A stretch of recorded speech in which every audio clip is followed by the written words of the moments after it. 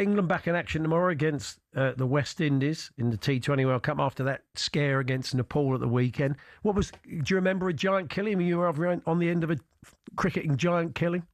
Yeah, I was. I was on the end of a big one in Holland, I think in 1999. Oh, yeah. I'll never forget David Boone's face. We lost to Holland, the great man, David Boone.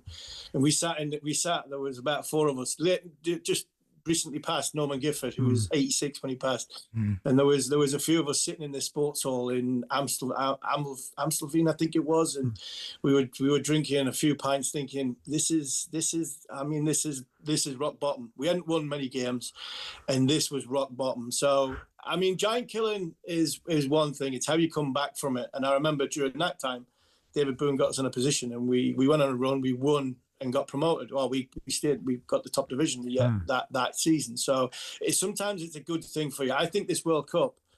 Do you know what? I was worried about 20 teams and some of the minnows in it, because I thought by the time we got to the knockout stages, we're going, I'm fed up with this World Cup. It hasn't been very good because there's been too many one-sided games. But the likes of Nepal, the cricket mad country of Nepal, they're onto something special over there. And it wouldn't surprise me if they're the next Bangladesh, Sri Lanka, Zimbabwe to come into the test arena. And we've seen Pakistan against the Netherlands. So there's a lot of the lesser sides giving the big boys a game. But I think from England's point of view, it's all about winning now. Forget performance. What's happened with Australia has dented even that format of the game's confidence. And I think it's about winning, and winning becomes a habit. And if they can beat the West Indies, then go and beat Scotland and Italy, they can give themselves a good chance in the Super 8s and potentially get to the semi-finals. Yeah, observers noted that Brendan McCullum actually took part in coaching.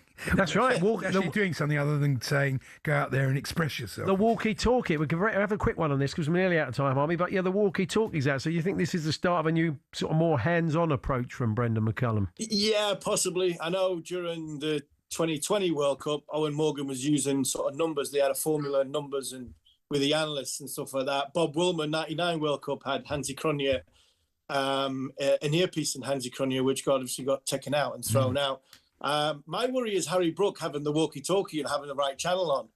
I mean, that would be my concern. I mean, Brendan McCullum's talking to Harry Brook, but I wonder what Harry might be listening to music rather than listening to Brendan. He might be on the cab picking up Harry from the Wankhede Stadium, going back to the hotel. He might have the local cab company on. Yeah, it wouldn't surprise me. But yeah, we've been critical of Brendan McCullum. I was in Sri Lanka, and we talk about being hands-on, things that we don't see.